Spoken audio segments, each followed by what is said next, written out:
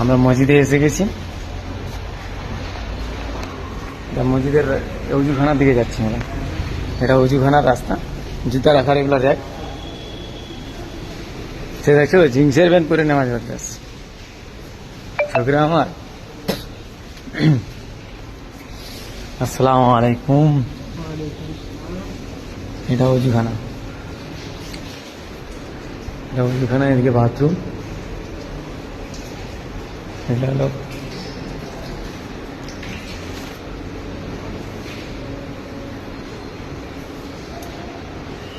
আসসালামু আলাইকুম। উজু করা হয়ে গেছে, আর আমার নদীতে উঠতেছি।